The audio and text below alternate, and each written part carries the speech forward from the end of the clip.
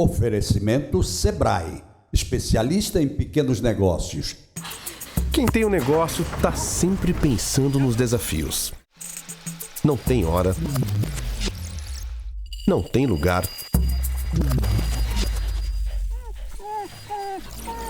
mas não precisa travar, né?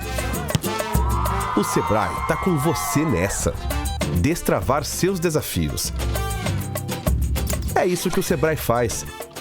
A gente te dá a mão. Sebrae. Quer melhorar sua empresa ou tirar aquela ideia de negócio do papel? Conheça o Hub Sebrae e acesse nossos serviços de forma prática na palma da mão.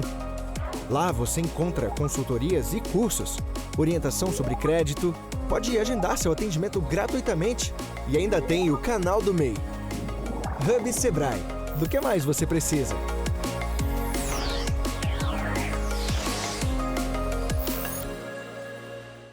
Alô, meus amigos, mais um bate-papo com o Geraldo Câmara aqui no Filé do Zezé. Você já conhece o Filé do Zezé, tá? Tá cansado de conhecer, tem que trazer criança porque tem parquinho, enfim. É aquele lugar, aquele ambiente gostoso de fazer o bate-papo com gente boa e de vir com a família. Já sabe, né? Usufruir numa boa. Não é de já? É de já, meu amigo que está lá atrás assistindo, olha aí, lá do tribunal, que coisa boa. Mas eu hoje estou tendo um prazer muito grande. Eu vou falar de um assunto que eu tenho sido introduzido nesse assunto graças aos meus amigos, graças ao meu queridíssimo amigo e irmão Otávio Lessa, que é o grão-mestre da maçonaria aqui no estado de Alagoas, e que tem me ensinado muita coisa sobre isso. O Edjá também. Muito obrigado. E eu fico muito feliz disso, porque meu pai foi maçom. Eu não sei por que eu não fui. Mas tudo bem, não importa. Importa que a gente entenda a filosofia. E é essa filosofia da maçonaria que tem me encantado. E tem me encantado muito. Da gente sentir, da gente ver o empenho das pessoas. O empenho das pessoas. Isso é muito bom. Agora, tem uma coisa interessante da maçonaria, que todas as vezes que eu posso eu falo, e que realmente é completamente diferente. É quando você vê como é a estrutura da maçonaria. A estrutura da maçonaria é como se fosse um país. O país, o que o país tem? O país tem o governo normal, o país tem os seus deputados, os seus senadores, não é verdade? Tem uma prática legislativa, tem uma prática executiva e por aí vai. Você sabe que a maçonaria é a mesma coisa? Você sabe, eu já falei sobre isso. Hoje eu estou tendo um prazer enorme, enorme mesmo, de receber aqui o Sidney Isídio Mercandali da Silva. Vai ter nome bonito assim da China, mas tudo bem, ainda bem que é aqui, não é na China.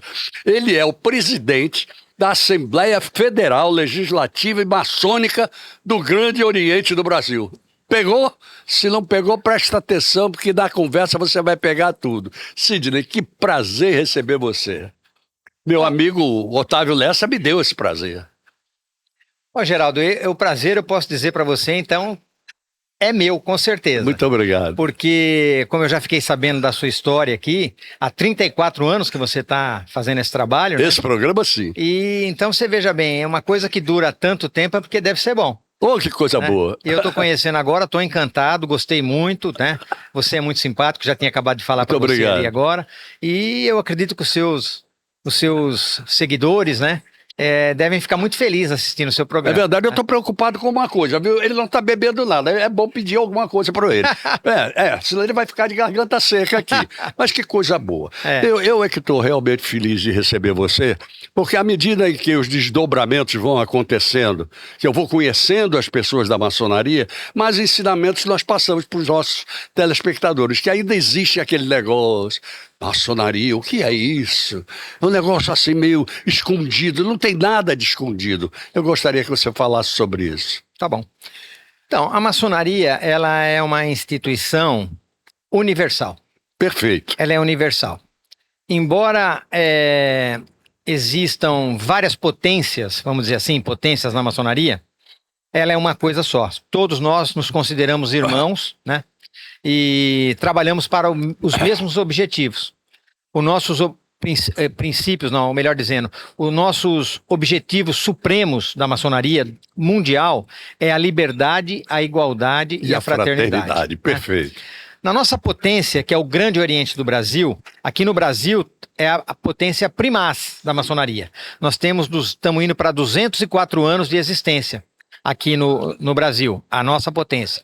É a mais antiga, né? Mas, e nós temos como é que eu posso dizer? Nós seguimos o modelo de Montesquieu, da tripartição de poderes. Certo, tá? perfeito. Como no mundo que a gente chama mundo profano, né? A gente chama de mundo profano, mas não tem nada a ver com profano. Né? Certo. Nós temos o poder legislativo, executivo e judiciário. Isso no Grande Oriente do Brasil. Tá? E funciona realmente como se fora. Funciona como se fora. Da mesma forma. E os poderes são independentes e harmônicos, e o nosso objetivo é único e comum, né? É cumprir os nossos juramentos, onde estão contidos os nossos princípios, que a maçonaria é uma instituição que segue princípios, tá?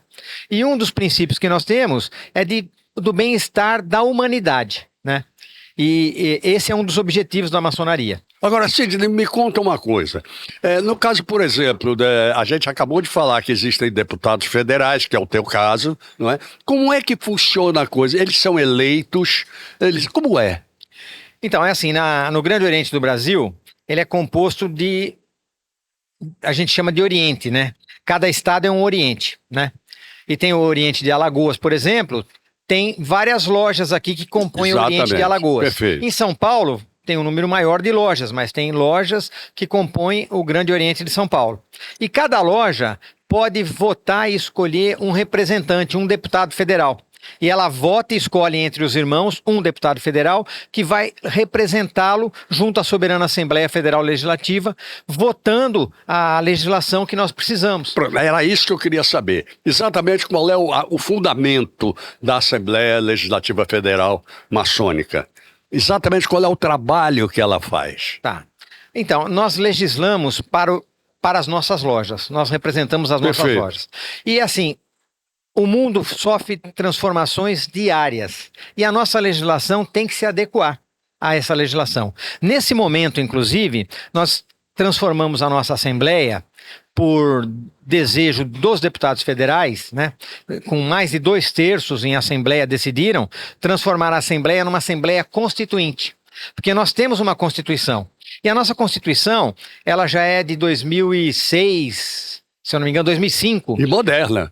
Não, ela agora está precisando ser modificada. E nós vamos modificá-la. Não, mas eu digo moderna em relação à antiguidade da própria maçonaria, né? Sim. Secular. É verdade.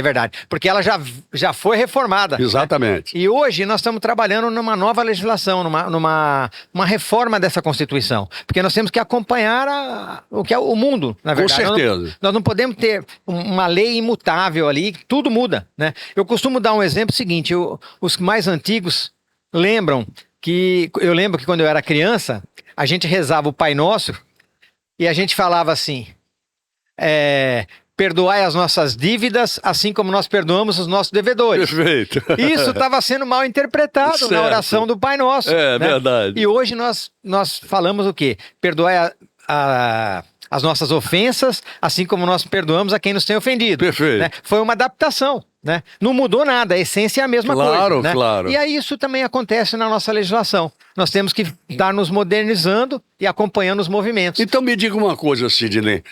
Dentro dessa reforma da Constituição maçônica, quais são os pontos que vocês consideram vulneráveis e que precisam de modificação? Então, é assim, nós temos pontos na nossa legislação que eles são imutáveis, são permanentes. Nós não podemos mudar. Ok. Né? Eu vou dar um exemplo. É um exemplo bem simples. Ok. Tá? Nós temos previsto na nossa Constituição que as reuniões da Assembleia Federal Legislativa ocorrem no mês de junho, por exemplo, no 3º sábado de junho. Certo. Lá em Brasília. Ok. Lá em Brasília. No poder central nosso do Grande Oriente do Brasil. E isso tem trazido muitos transtornos para os irmãos do Nordeste. Certo. Por quê? Porque no mês de junho tem as festas juninas, que são o nosso folclore. Não né? é tirar o pessoal daqui do São João. Não dá certo. Exatamente. E a gente vê os irmãos todos querem mudar isso. É verdade. Mas nós não podemos mudar porque está previsto na nossa Constituição. É uma das coisas que nessa reforma nós vamos modificar. E nós vamos tirar esse problema que o irmão do Nordeste enfrenta em ter que sair, às vezes, de uma festa que ele mesmo organiza, né? Ele ajuda na organização e ter que se deslocar para Brasília para cumprir a sua missão constitucional. Verdade. Né? Agora, Sidney, eu queria entrar num ponto assim mais instigante, que seria exatamente dentro da Constituição, as atitudes, as coisas que a própria maçonaria permite e que é preciso melhorar cada vez mais para que o povo entenda que a maçonaria está aí para ajudar e não aquele mistério todo que ainda existe. Isso, na verdade, não está previsto na nossa Constituição esse distanciamento da maçonaria com a sociedade. Certo. Na verdade, a gente até prega que seja aumentado isso, para desmistificar, né? Porque a maçonaria, ela esteve presente em todos os momentos da história. Não só do Brasil, como do mundo. Claro. Na independência dos Estados Unidos, na independência do Brasil, na proclamação da República. Enfim, ela participa ativamente, né? E ela, nesse momento, ela está participando também desse momento que o Brasil está passando. O Brasil e o mundo está passando, né? Ela vem participando. E nós queremos, com isso, construir pontes entre os poderes constituídos, e o Grande Oriente do Brasil. Por quê? Porque isso estreita as relações e nós podemos mostrar a nossa pujança para os nossos governantes, né? E levar a nossa contribuição, as nossas sugestões, né? Eu acho que isso é muito importante e temos que desmistificar essa questão. Agora, mais importante ainda, e eu sei que você vai entrar nisso, dentro deste tema, é que a maçonaria ela não é política. Quer dizer, política, de um modo geral, ela existe.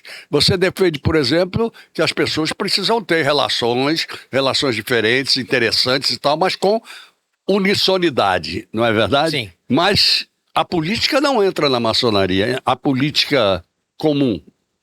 Então, é assim, na nossa ordem, a política partidária é proibida. Pronto, você chegou onde eu queria para deixar bem claro isso para o nosso telespectador. É isso aí. É a política partidária. Mas o que é política para a maçonaria? Então, um grande desafio hoje que nós estamos enfrentando é levar esse esclarecimento até na nossa ordem. Perfeitamente. Porque nós discutimos política, sim.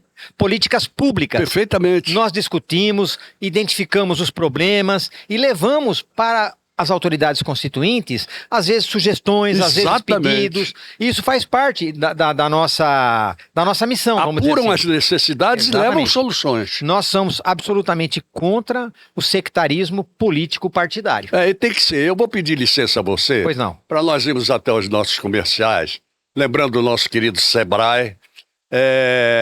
E na volta, eu queria estender um pouquinho mais isso, porque eu acho fantástico, com a credibilidade que a maçonaria começa a ter cada vez maior, que isso seja realmente discutido em planos que não sejam de politicagem, mas de política pública. Muito bom isso que você colocou. Vamos até lá, gente. Voltamos já com Sidney Isídio Mercandali da Silva, que é o presidente da Assembleia Federal Legislativa Maçônica. Voltamos já. Quer melhorar sua empresa ou tirar aquela ideia de negócio do papel?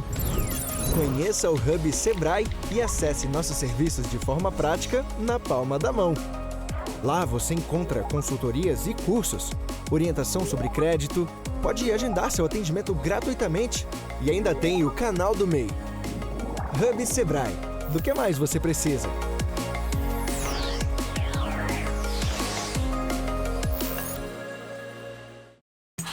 Quem tem um negócio tá sempre pensando nos desafios. Não tem hora. Não tem lugar.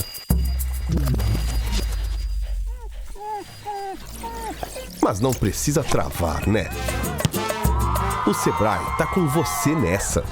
Destravar seus desafios. É isso que o Sebrae faz. A gente te dá a mão. Sebrae.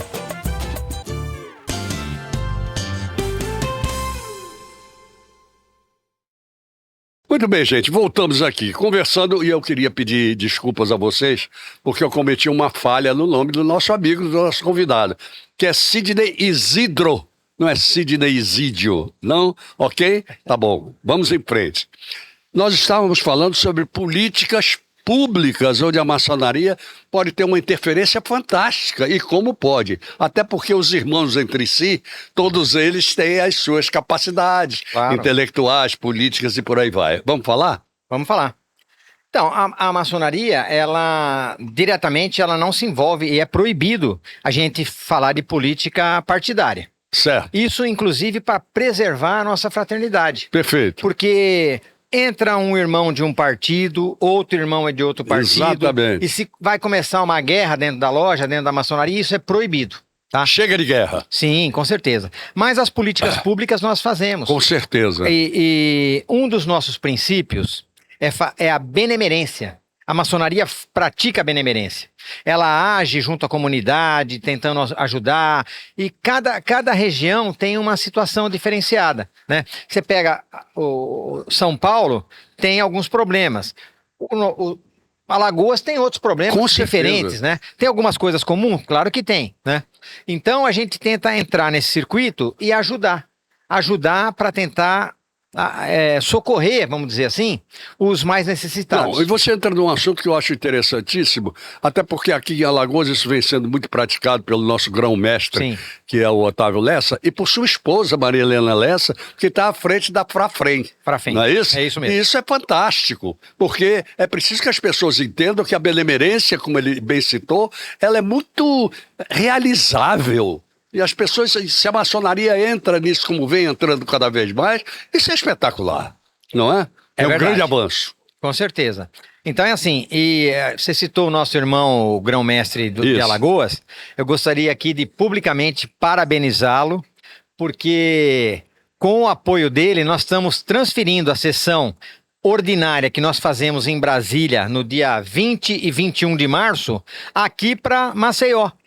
E o espaço que nós conseguimos aqui é maravilhoso. O centro de convenções. O centro de convenções. Nós estamos sendo acolhidos de uma forma tão generosa, tão fraternal aqui, que eu só tenho que agradecer. Maçons de todo o Brasil. Do Brasil todo virão para cá. Parece que a previsão é de mais de 500, não é isso? Olha, nós estamos com expectativa de chegar a 1.000. De chegar a 1.000? Chegar a 1.000. Que beleza. Mas isso isso vai ser um dia, 2 dias, como é? Então, é no dia 20 e 21. 20 e 21. Eventos, isso, muito bem. Quais são os temas que vão ser discutidos nesse congresso? Então, vamos chamar de congresso. Na verdade, assim, é uma sessão da Soberana Assembleia. Nós vamos fazer as nossas atividades normais que a gente faria em Brasília. Votar projetos que estão em andamento, votar orçamento, porque uma das atribuições do Poder Legislativo, através da Soberana Assembleia Federal Legislativa, é controlar as despesas do Poder Executivo.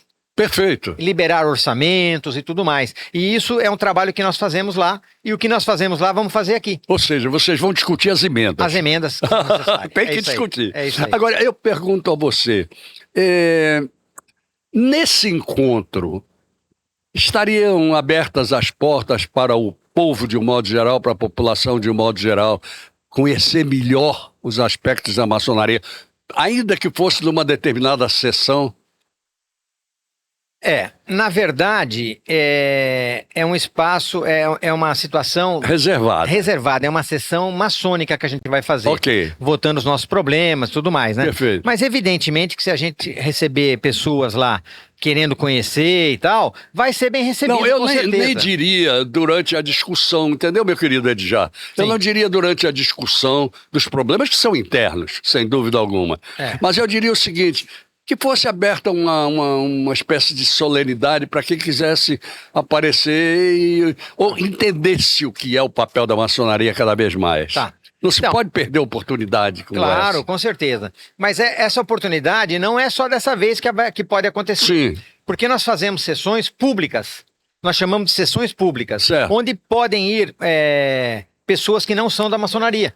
E não tem nenhum vínculo, inclusive, com a maçonaria. A não ser o de conhecer um maçom.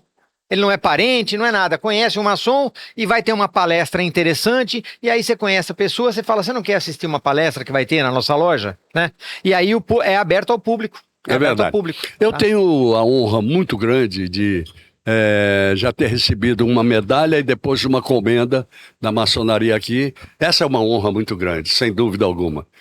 Se foi merecido ou não, isso é outra história. Com certeza foi merecido. Mas eu acho o seguinte, quanto mais, e o Otávio faz questão disso também aqui, quanto mais for estendido para o esclarecimento da Claro. população de modo geral, melhor ainda.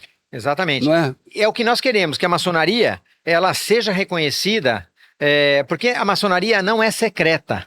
Exatamente. Diferente do que todo mundo pensa, nós não temos nada Mas secreto. deixou de ser. Nunca foi, na verdade. Desde Nós passamos por algumas turbulências e aí a gente teve que ficar mais escondido. Não, eu vamos tô dizer falando, assim, eu tô né? falando a maçonaria do século XVII, por aí vai, Sim, era sim, muito sim. escondida. Sim, é não verdade, é verdade. Tanto que essa confusão que se fez durante muitos anos de que a maçonaria era uma sociedade secreta, que fazia, acontecia, perdurou durante algum tempo por isso. É não isso aí. Mas hoje não, hoje as verdade. pessoas sabem do que se trata. É verdade. E aproveitando essa oportunidade, é assim, a maçonaria não é secreta, ela é discreta. Ela só é Ah, discreta. gostei, adorei essa. Não é secreta, é discreta. É discreta. Que beleza.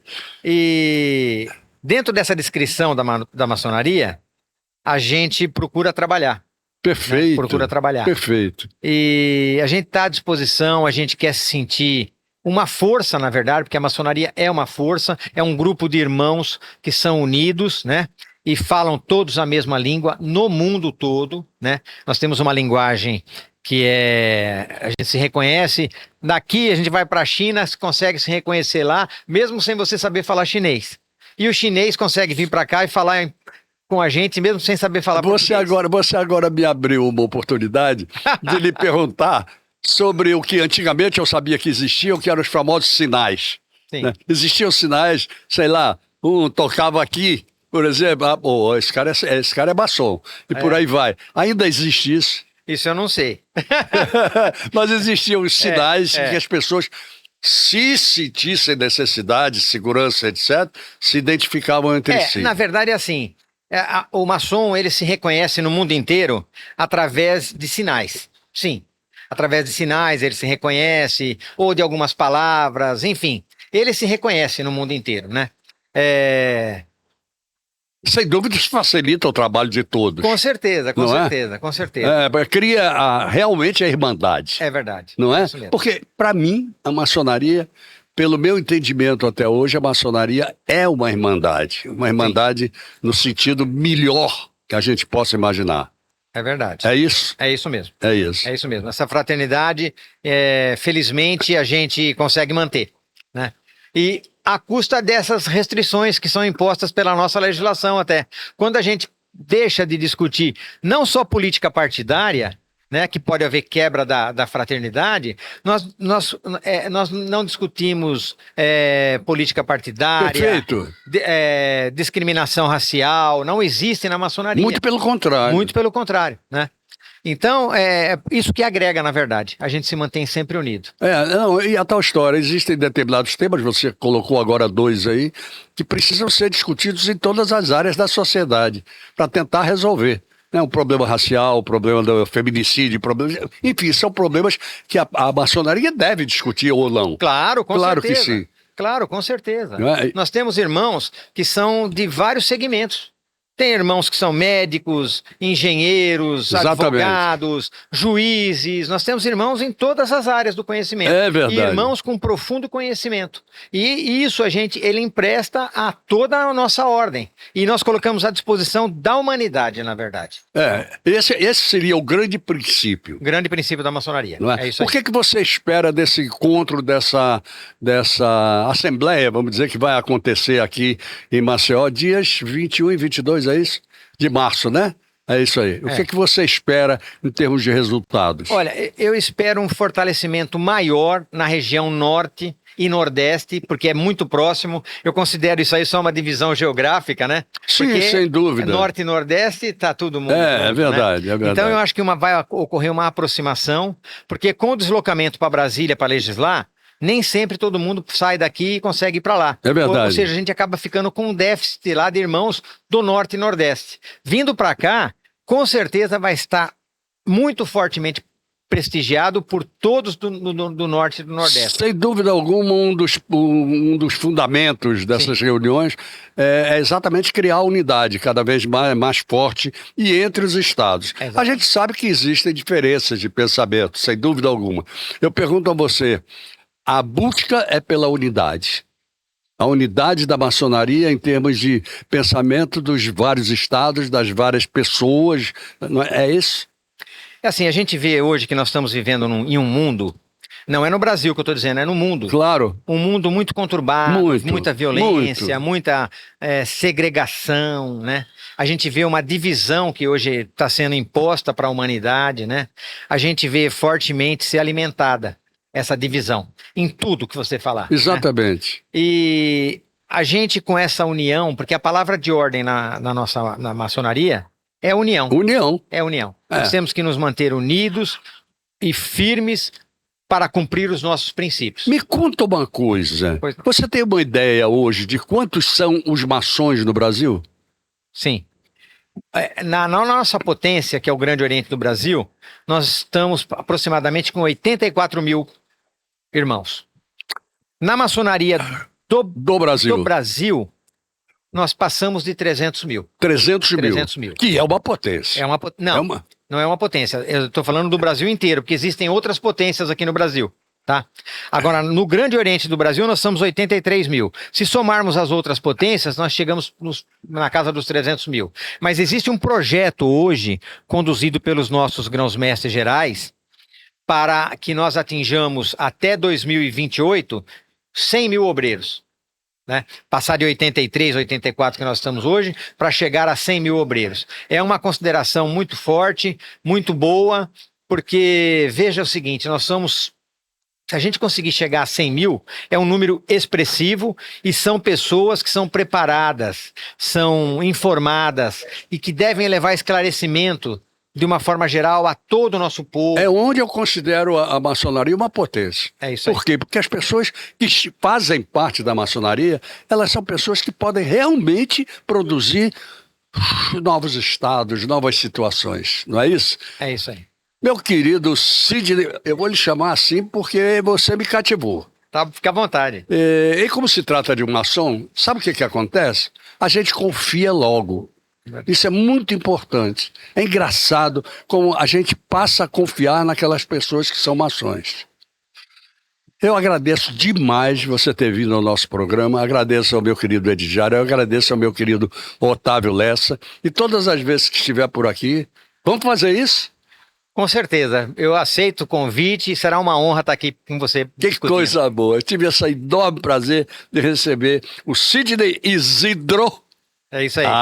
Mercandali da Silva. É isso aí mesmo. Que é o presidente da Assembleia Federal Legislativa da Maçonaria, do Grande Oriente do Brasil. É isso mesmo. Muito obrigado por ter vindo. Nós vamos até os nossos comerciais.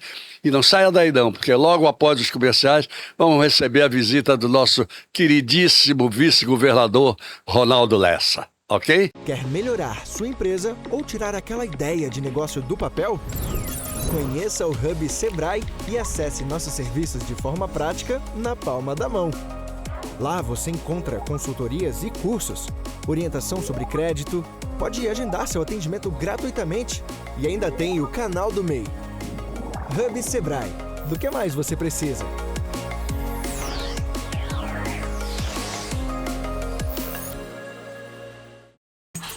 Quem tem um negócio tá sempre pensando nos desafios. Não tem hora. Não tem lugar. Mas não precisa travar, né? O Sebrae tá com você nessa. Destravar seus desafios. É isso que o Sebrae faz. A gente te dá a mão. Sebrae.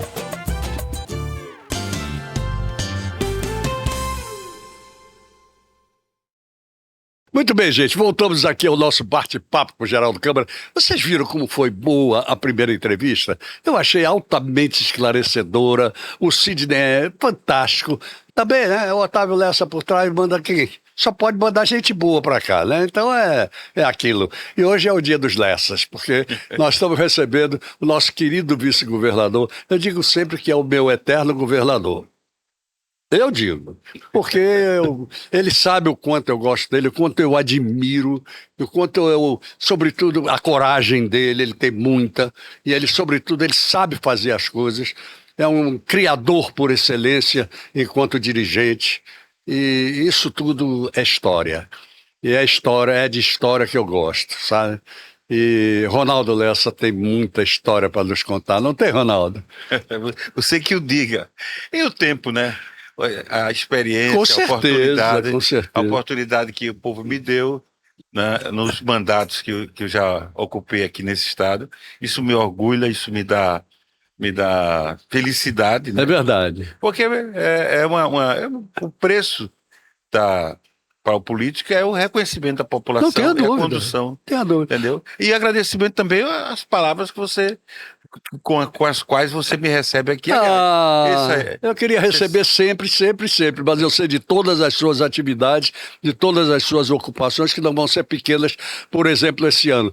Mas eu gostaria que você fizesse um pequeno retrospecto de como começou a sua vida política, já ainda naquela época em que o jogador de vôlei jogava vôlei, e como jogava. E fora isso, como é que funcionou? Como é que você entrou na política? Bom, veja só. Você, para chegar lá, tudo tem um caminho. Sem dúvida. Então, na nossa, como estudante, a gente já tinha participação no movimento estudantil. Então, isso vai lhe dando o papel de se manifestar, escrever em jornal, ser líder de turma, né? Como jogador que fui presidente da Federação Alagoana de Desporto Universitário. Olha aí. Ainda estava na faculdade e já comandava uma federação, né? Não deixa de ser política, é política esportiva. Com certeza. Né? Tudo na vida que se faz dessa forma. Então, passamos ali. E foi. Depois, qual é o caminho?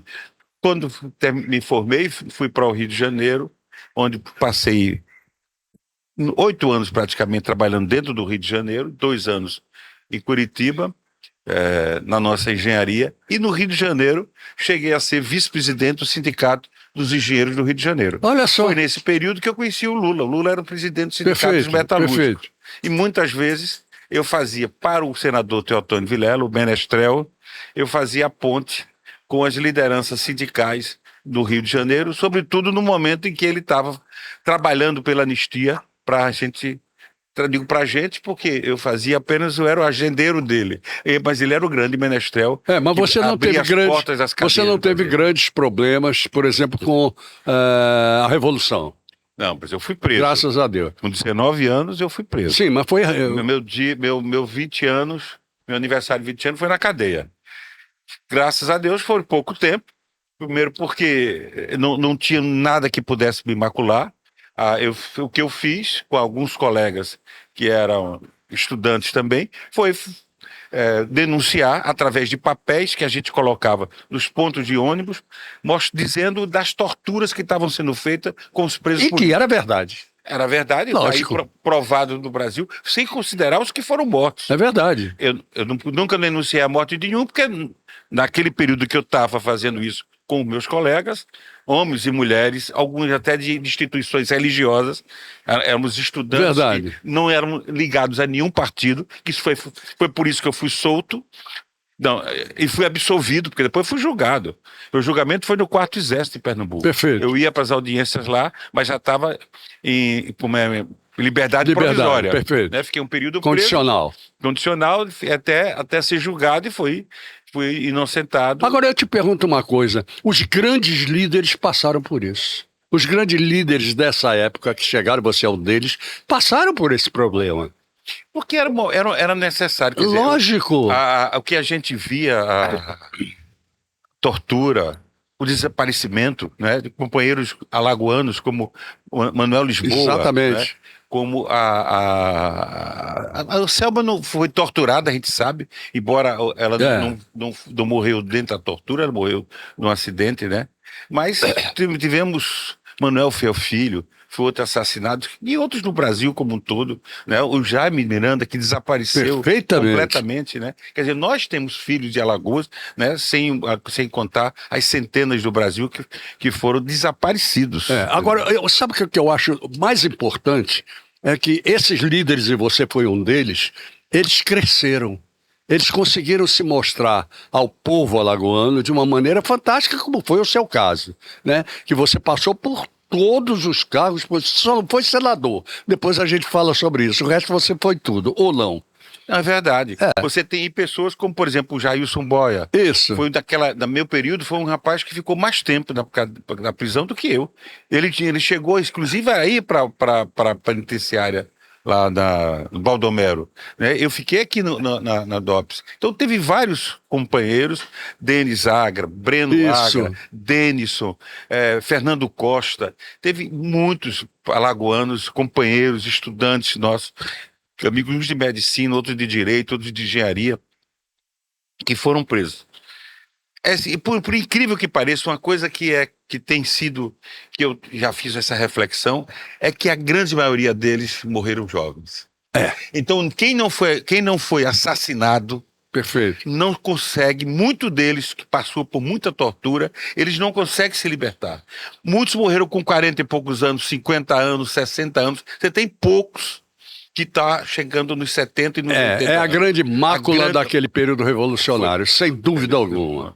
Não é? Bom, mas aí o meu amigo conseguiu sair na política, se elegeu vereador, se elegeu prefeito, e por aí vai, não foi?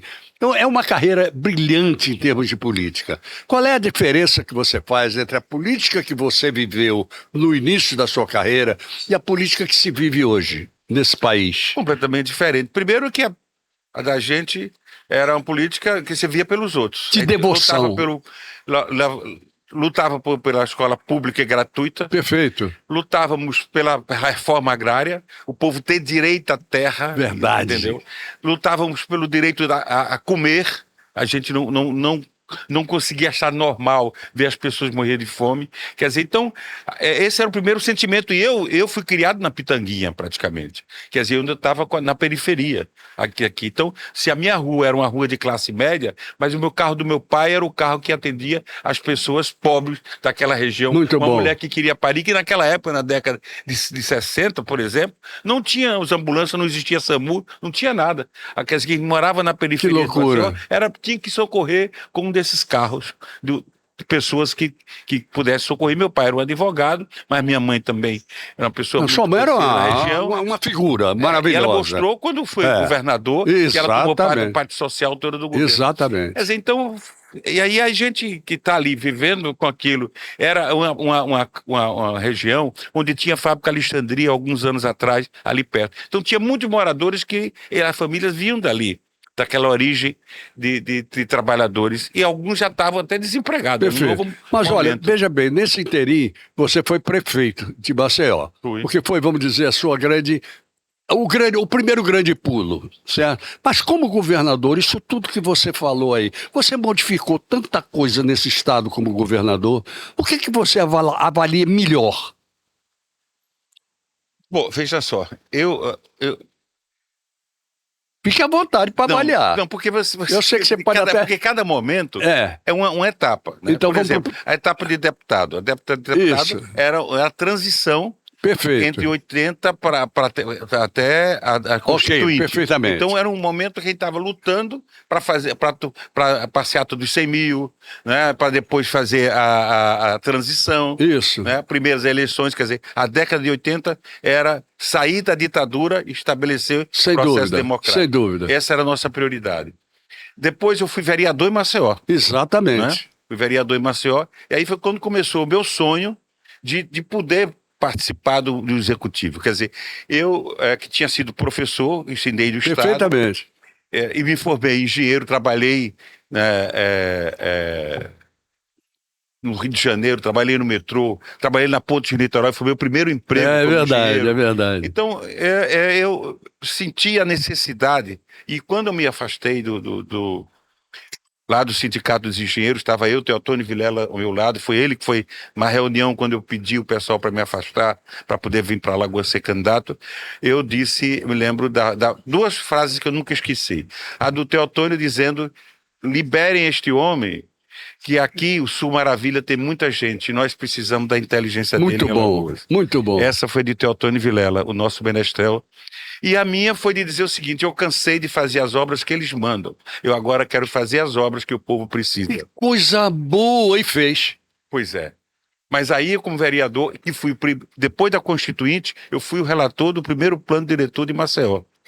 Não fale Como disso vereador. não, meu amigo, porque aí eu abro parênteses e cadê o nosso plano diretor? Eu pergunto a todo mundo, Mais de 10 desde anos. 2005, isso não existe. Não existe. Isso não Não existe. existe. As nossas instituições precisam cobrar da sociedade. O nosso não dá para ser dirigente, comandante e passar por cima disso tudo. Não pode, Fazer eu cobro a todo mundo aqui Pois que é. vem da prefeitura. Perfeitamente. E aí, então, com essa convivência, essa obrigação de viver Maceió, como vereador, já tinha sido deputado, mas vereador você vive muito mais. Aí meu sonho era ser prefeito. Infelizmente, né, numa eleição duríssima, né, porque eu disputei contra um senador da República e contra o presidente da Assembleia. É naquela verdade. época. Quem era? O presidente da Assembleia era Zé Bernardes. Zé Bernardes. Deputado Zé Perfeito. Bernardes. Perfeito. É uma figura que, inclusive, apesar de ser uma pessoa que não era, vamos dizer assim, era do partido do governo, mas ele tinha uma visão humana. Muitos presos Importante políticos, isso. ele abriu espaço. Importante, Então é importante. preciso que a história faça justiça a essas pessoas. Então Zé Bernardes foi um cara assim. Mas era aquele homem que é apoiado pelo Collor, era adversário do Collor. Né? E o outro, e como se diz, o governador e o presidente da República e o prefeito, todos eram contra. Na verdade, eu lutei contra o sistema naquela época e ganhamos a eleição no segundo turno, muito sofrido, não foi fácil. Não importa. Né? Não importa, mas como é que um vereador ganha do senador Exatamente, e do presidente da exatamente, Assembleia perfeito. contra essas autoridades todas? Exatamente. Quer dizer, foi o silêncio do povo falou mais alto. Aí eu pergunto a você depois, Tá. porque eu vou até os nossos comerciais e voltamos já. Não é bom? Vamos lá, gente, vamos até os nossos comerciais. Lembrando que lembrando o Sebrae que está conosco há tantos anos. Vamos lá, gente, voltamos já. Quer melhorar sua empresa ou tirar aquela ideia de negócio do papel? Conheça o Hub Sebrae e acesse nossos serviços de forma prática na palma da mão. Lá você encontra consultorias e cursos, orientação sobre crédito, pode agendar seu atendimento gratuitamente e ainda tem o canal do MEI. Hub Sebrae. Do que mais você precisa?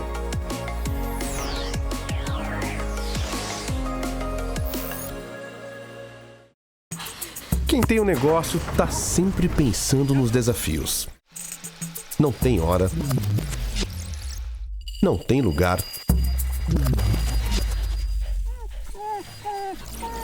Mas não precisa travar, né? O Sebrae tá com você nessa. Destravar seus desafios. É isso que o Sebrae faz. A gente te dá a mão. Sebrae.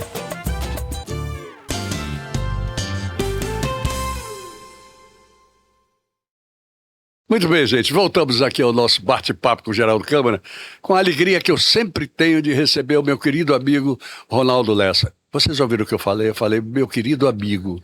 Não importa qual é o cargo que ele esteja, não me importa onde ele esteja, ele sabe disso. Eu tenho uma simpatia muito maior do que vocês podem imaginar por essa figura fantástica que, para mim, representa o estado de Alagoas para valer. Com tudo pelo qual ele passou e que ainda vai passar, eu tenho certeza disso, nosso vice-governador atualmente. Mas vamos voltar à sua história, a essa história bonita, magnífica, onde você passou por prefeito, depois quando eu cheguei aqui em 97, eu cheguei logo um mês depois da queda do Divaldo Suruagi, e você quase que logo em seguida, foi depois do Mano, não foi? Que você se elegeu governador. Exato. 98? 98. 98, que se elegeu governador pela primeira vez. Foi. Qual foi a sua Eu não sei nem perguntar qual é a palavra. Intuição, ou alegria, ou vontade de fazer que você teve naquele momento. Eu sou o governador do estado de Alagoas, depois de ter passado por tudo isso que você comentou aqui. Veja só, a prefeitura foi um caminho, Claro, né? claro. E o caminho como escola, né? A gente vai aprendendo. Primeiro porque houve naquela época um fenômeno interessante que foram os meus colegas que eram pré-candidatos a presidente da AMA que fizeram um acordo, retiraram as candidaturas para que eu... Você foi o presidente da AMA, exatamente. Só seria Perfeito. se fosse uma questão sem disputa. Perfeito. Não queria disputar. Eu fui presidente da AMA. E nesse momento foi um confronto muito grande com o governador do estado. Isso. Porque nós começamos a provar que o governo do estado estava em dificuldades econômicas. Claro. Tinha uma crise na década de 90 grande, quer dizer, não era um problema só Alagoas. Com certeza. Mas outros estados contornaram com outras soluções. A mudança para o real, tudo isso aconteceu. A gente vinha do chamado overnight, tá entendendo? Que era uma coisa que... Falei sobre isso outro dia. Muita gente pagava a folha com esse perfeitamente. Truque. Bom, tudo isso estava acontecendo e a gente descobriu que os municípios estavam sendo lesados. Aí foi um outro grande confronto nosso para provar, né, que os municípios não estavam recebendo o seu quinhão do ICMS que tinha de direito. Perfeito. Então foi uma luta da gente para poder conseguir. E com isso construiu-se mais unidade. Sem dúvida. Né? Essa unidade foi forte. Eu fui eleito vice-presidente da Confederação Nacional dos Municípios. Quando foi depois, eu fui eleito presidente da Frente Nacional dos Municípios do Brasil. Perfeito. Isso era uma coisa muito importante na época. Isso me deu inclusive, credencial para que o Banco Interamericano de Desenvolvimento, o BID, me convidasse para eu fazer uma consultoria e fui trabalhar nos Estados Unidos. Exatamente, me lembro disso. E antes de eu assumir isso, ainda fiquei um período com o prefeito de Vitória, um prefeito de Aracaju, comigo lá dentro dos Estados Unidos, um mês praticamente. Depois aceitei o convite deles e fiquei fazendo um estudo, defendendo a tese que não era justo que uma cidade precisasse de um aval do governador para poder pagar dinheiro emprestado. Claro. A cidade poderia mostrar a sua capacidade. Essa foi a tese e a gente conseguiu. Então, todo esse caminho, e quando eu defendi isso, não defendi só o Brasil. Eu estava defendendo a Argentina, Uruguai, Colômbia, que eram esses países e essas cidades que recebiam, né, queriam receber empréstimo e só recebia se tivesse o aval de autoridades outras, e que aqui no nosso caso específico do Brasil era o governo do estado. Pois bem, isso vai envolvendo você saindo da esfera de legislar, de dizer qual é o caminho, para a vontade de fazer. Com certeza. E aí foi que eu vim com a disposição de dizer agora, nós estávamos vivendo um momento que houve um negócio da Assembleia, onde a Caixa estava bem. Os policiais, ao invés de bater ou de reprimir aos trabalhadores que estavam revoltados e querendo invadir a Assembleia, a própria polícia ficou ao lado dos trabalhadores. Exatamente. Eles tiveram que trazer o exército para evitar que não entrasse a Assembleia. Quer dizer, a revolta era grande, teve policiais matando a sua família pelo atraso da folha de pagamento, pelo caos que a gente viveu. Mas aí eu abriria o parênteses só para você dizer uma coisa. Essa sua passagem pela AMA e pela frente de prefeitos foi fundamental para a sua eleição para governador. Sim. Fundamental. Porque a gente agregou você mostrou valores. Como se administra um Estado com os municípios. E aí a gente ouvir, trabalhar junto, construir as coisas que é fundamental. Então, eu fiz um livro que era Alagoas para Todos. Perfeito. E saí distribuindo esse livro onde me recebiam. Geralmente era a Câmara de Vereadores, porque os prefeitos ficavam muito ligados ao governador e quase nenhum, 6 só me apoiaram. Naquela época tinham 6 municípios, quer dizer, 94 prefeitos não me apoiavam e tinham 6 me apoiando. Então essa era uma caminhada. E aos vereadores, eu chegava na Câmara de Vereadores dizendo, olha, eu vim dizer a vocês que vereador pode ser governador. Em Alagoas, nunca um vereador chegou ao governo. Que fantástico E agora Vai ser. É Eu sou verdade. vereador, fui deputado estadual, Verdade. prefeito e candidato ao governo, quero ir lá. Preciso de vocês. E senti que eu sensibilizei os vereadores. Com certeza. Porque eu pensava que perdia do interior e ganhava em Maceió, porque eu tinha feito um bom trabalho. Pelo contrário. A minha votação em Maceió, É. eu tinha certeza que seria muito boa. Mas foi o contrário. Eu consegui ganhar Maceió bem e no interior ainda ganhei com 15 mil votos de diferença. Olha só. Quer dizer, então, foi uma prova, primeiro, que defendia uma tese correta e o povo de Alagoas confiava, queria um novo. Sabe o que Estava cansado acontece do também? passado. É que o grande político que tem a visão, ele tem que pensar distribuindo as suas ideias, não concentrando. Você distribuiu suas ideias pelos prefeitos, pelos municípios, por tudo. Então, foi uma tática nova e diferente. Eu tenho que correr. Pelo amor de Deus, eu tenho que correr. Eu tenho que chegar num determinado ponto.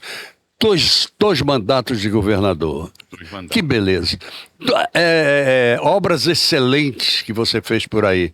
E dentre algumas que ficaram na história, estão o nosso aeroporto, que era uma porcaria, e você conseguiu.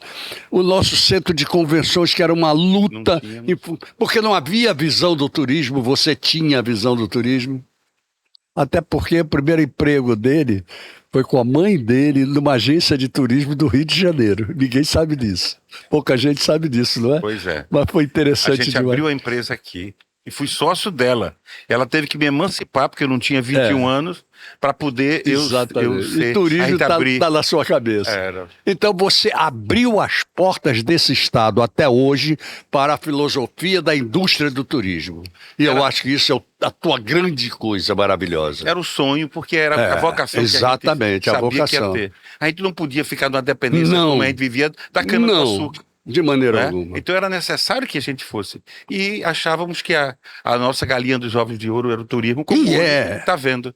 Né? Não era, ainda. E aí fazer isso de forma que a gente... Muito bem. O Casada. nosso querido Ronaldo Lessa, agora com essa conturbação toda que existe da política brasileira, muda daqui, muda daquela, briga, não sei o que eu não gosto desse negócio e tal, enfim. Mas o nome dele, a essência dele é alguma coisa que nós não podemos deixar de lado, eu acho. Então vamos lá, Ronaldo Lessa. Sai para senador, sai para governador, sai para quê? Mas parado não pode ficar. E aí? Veja, eu fui eleito vice-governador Com certeza. com o Paulo. Sou Isso. vice-governador desse estado. do Claro. Paulo. Então eu tenho que primeiro esperar a decisão dele. Perfeito. Se, Mas se tudo o indica... nosso governador resolver se afastar para ser Candidato a qualquer cargo, coisa. por qualquer razão, se afastar do governo, eu acho que é minha obrigação Perfeito. assumir o governo. Assumir o governo. Passar os 9 meses É. e assumir o governo. Não só a obrigação, está na lei. Está na lei. Exatamente. Já fui eleito para isso. Exatamente. Agora, se ele permanece, eu fico à vontade, né, para que possa, junto Claro. com o partido, junto com os amigos, a sociedade e os grupos políticos que a gente está junto, a gente verificar qual é a melhor posição. Eu, pessoalmente, acho que para mim seria o Senado. Claro, até porque é um sonho. Seu. Nunca fui Porque fui você senador. gosta. Não, eu acho, não é nem eu gostar, porque, por exemplo, eu acho que eu não tenho nem direito a ter esse sonho, no sentido do que o povo já me deu de confiança, de respeito. Em todos os cargos, só faltou esse. Não, Agora, o que eu acho importante? Primeiro, que o Senado é a casa mais alta da lógico, República, lógico. né? Segundo, que o peso de um senador vale muito mais do que o de um deputado. Que o deputado é 1,513, o senador é 1,81. Com certeza. Então, tudo isso. E nesse momento que o mundo está vivendo com direita, esquerda, etc. e tal, a posição nossa lá dentro, eu acho que eu dou uma contribuição. Com Eu acho certeza. que o Brasil precisa e Alagoas merecia que eu pudesse ter uma pessoa com a visão nossa lá representando Até o nosso povo, pronto. o povo da terra de Zumbi. Até porque é bom destacar, o deputado é o representante do povo, o senador é o representante do Estado, ou seja, de todo o povo que habita esse Estado. E é 3 por cada estado. É verdade, Diferente. 3 por cada estado, não é? É. E o senador pode realmente fazer muito por esse estado, principalmente se ele foi governador 2 vezes e conhece todos os problemas daqui. Todos. Pois é. Você conhece todos.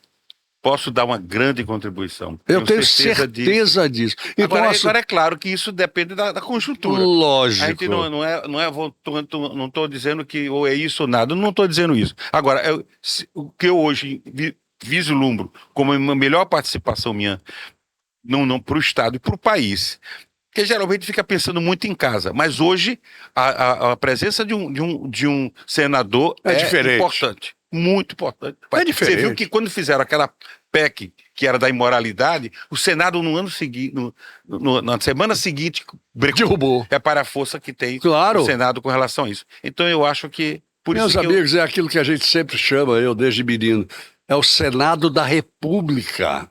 Não é brincadeira, não. São só 3 por estado. E esses 3 têm que ter um gabarito fantástico como é o seu. Obrigado. Não, obrigado não. Você acabou de fazer um programa comigo aqui, onde você relatou uma parte da sua história. Se a gente for fazer um programa para você contar a sua história, nós vamos ficar 24 horas aqui no mínimo. Ninguém aguentaria. Aguenta. Por quê? Porque você tem um negócio chamado místico, você tem uma coisa gostosa que as pessoas gostam. Você nunca foi o cara de fazer besteira, de mostrar besteira contra o povo ou contra quem quer que seja. Você sempre foi conciliador. Então eu espero ver o meu senador conciliador também. Espero. Eu queria lhe agradecer por você me chamar para eu estar aqui com você. Você sabe que eu gosto. Houve desencontros, eu demorei tanto tempo de vir aqui. Mas você sabe o respeito e o carinho que eu tenho por você e pelo seu programa. Eu juro que você não vai demorar muito de ser chamado de novo. Tá certo? Muito obrigado, mas muito obrigado, meu querido amigo. Você sabe o quanto eu o aprecio. Você é alagoano de coração. Pode ter certeza. Ok, eu vou lhe convidar para ver um vídeo do Sebrae. Bora ver. Rapidinho, vamos lá. Sebrae. Você sabia que hoje é o dia do chocolate? Pois é. E se eu te dissesse que o chocolate pode ser mais do que uma paixão, ele pode ser um ótimo negócio. Fica aqui comigo que no próximo minuto você pode ter uma grande e deliciosa ideia.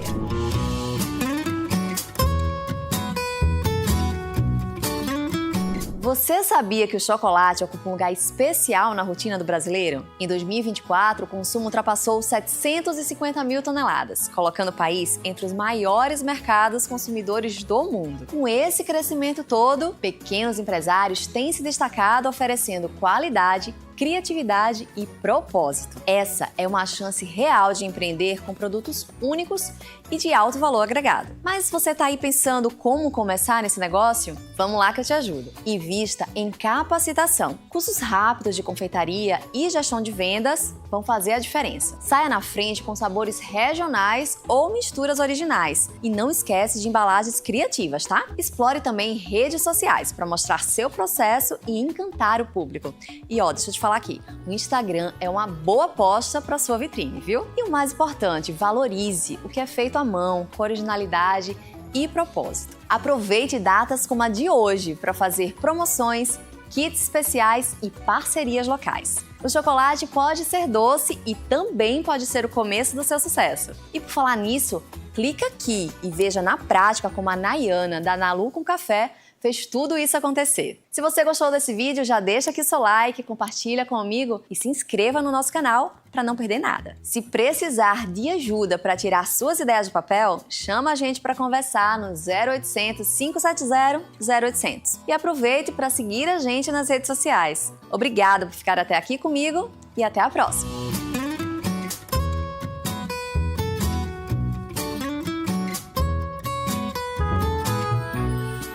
Pois é, olha aí, tá vendo? É o nosso Sebrae sempre. E para vocês que estão em casa, até o próximo sábado, se Deus quiser, com mais um bate-papo com o Geraldo Câmara. Ele sempre manda dizer que quer, então nosso encontro está marcado, né, meu amigo? Tá sempre. Oferecimento Sebrae, especialista em pequenos negócios. Quer melhorar sua empresa ou tirar aquela ideia de negócio do papel? Conheça o Hub Sebrae e acesse nossos serviços de forma prática na palma da mão. Lá você encontra consultorias e cursos, orientação sobre crédito, pode agendar seu atendimento gratuitamente e ainda tem o canal do MEI. Hub Sebrae. Do que mais você precisa?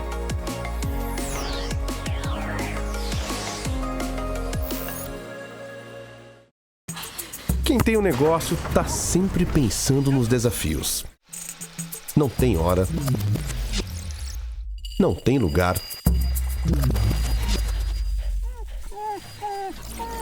Mas não precisa travar, né? O Sebrae tá com você nessa. Destravar seus desafios. É isso que o Sebrae faz. A gente te dá a mão.